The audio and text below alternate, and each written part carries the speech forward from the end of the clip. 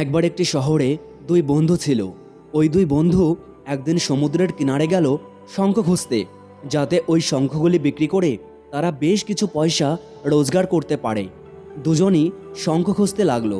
তখন প্রথম বন্ধুটি একটি বড় শঙ্খ পেল। এটা দেখে দ্বিতীয় বন্ধু ভাবল, ইস, এ এত বড় শঙ্খ পেয়ে গেছে, এবার মনে হয় এ আমার থেকে অনেক বেশি টাকা রোজগার করে ফেলবে। তখন সে মনে মনে ভাবল, এখন সে আরও ছোট ছোট শঙ্খগুলি খুঁজবে না, সে এখন থেকে শুধু বড় শঙ্খগুলিই খুঁজবে, যাতে সে অনেক বেশি টাকা রোজগার করতে পারে। আর তখন সে খুঁজতে লেগে যায় সেই বড় শঙ্খগুলিকে। এত খোঁজে, কিন্তু হাজারো খোঁজার পরেও সে একটিও বড় শঙ্খ পেল না। আর সে বড় শঙ্খর লোভে তার কাছে কুড়িয়ে পাওয়া ছোট ছোট সব শঙ্খগুলিকে সে ছুঁড়ে ফেলে দিতে লাগলো। কারণ তার মনের মধ্যে একটাই চিন্তা ছিল যে সে কোনো কিছুর বিনামূল্যেই তার বড় শঙ্খ চাই, যাতে সে আরও বেশি টাকা রোজগার করতে পারে। এরপর সে বড় শঙ্খ খুঁজতে খুঁজতে সকাল থেকে দুপুর গড়িয়ে এলো, দুপুর থেকে সন্ধ্যা গড়িয়ে এলো। না তো সে বড় সংখ্যা পেল, আর না বড় সংখ্যার লোভে কুড়িয়ে পাওয়া যে ছোট ছোট সংখ্যাগুলিকেও সে ফেলে দিল। তখন তার হাতে কিছুই আর অবশিষ্ট থাকলো না। তখন প্রথম বন্ধুর কাছে একটি বড় শঙ্খ ছিল এবং বেশ কিছু ছোট শঙ্খও ছিল। তখন রাত গড়িয়ে এলো এবং দুজনেই বাড়ির উদ্দেশ্যে রওনা দিল।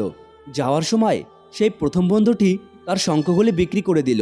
সে বড় শঙ্খটি বিক্রি করে পেল 1000 টাকা, আর ছোট ছোট যে শঙ্খগুলি তার কাছে ছিল সেগুলি বিক্রি করে সে পেল 3000 টাকা। তখন এটা দেখে দ্বিতীয় বন্ধুর খুব আফসোস হলো। সে তখন ভাবতে লাগলো, ইস, যদি আমি ওই বড় শঙ্খটির লোভে ছোট ছোট শঙ্খগুলিকে ফেলে না দিতাম, তাহলে আমার কাছে এর থেকে আজ বেশি টাকা হতো। তখন সেই প্রথম বন্ধুটি তাকে বলল, ওই যে ছোট ছোট শঙ্খগুলিকে সে ফেলে দিয়েছিল, আর প্রথম বন্ধুটি সেগুলোকেই কুড়িয়ে নিয়ে 3000 টাকা পেল।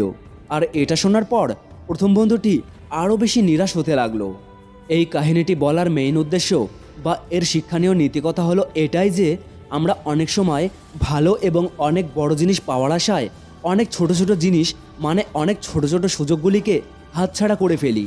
আমরা আমাদের প্রতিদিনের নিত্য নতুন জীবনে অনেক ছোট ছোট জিনিসকে ইগনোর করি, কিন্তু আপনি বোধহয় এটা জানেন না, এই সমস্ত ছোট ছোট জিনিসই একসময় সামনে গিয়ে অনেক বড় কিছুর আকার ধারণ করে। তাই আমার বলার মানে এটাই, সমস্ত ছোট ছোট জিনিসের উপরেও ফোকাস করো।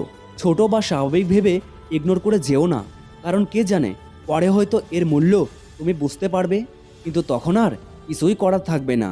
আমি এটা বলছি না যে তুমি তোমার জীবনে ছোট কিছু ভাবো এবং ছোট কিছু করো।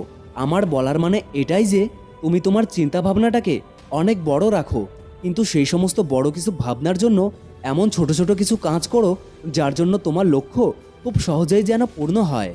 এখানে দুই বন্ধুর লক্ষ্য একই ছিল, সেটা ছিল টাকা। প্রথম বন্ধুর বড় জিনিস এবং ছোট জিনিস দুটোর উপরেই ফোকাস ছিল, কিন্তু দ্বিতীয় বন্ধু শুধু বড় জিনিসের উপরেই ফোকাস করে গেছে এবং ছোট ছোট জিনিসগুলিকে ইগনোর করে গেছে।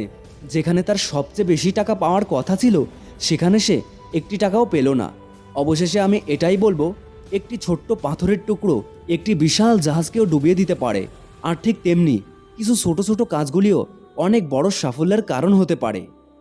যদি ভিডিওটি ভালো লাগে তাহলে অবশ্যই সাবস্ক্রাইব করে দিয়ে পাশে থাকা বেল আইকনটি দাবিয়ে দিয়ে পাশে থাকবেন।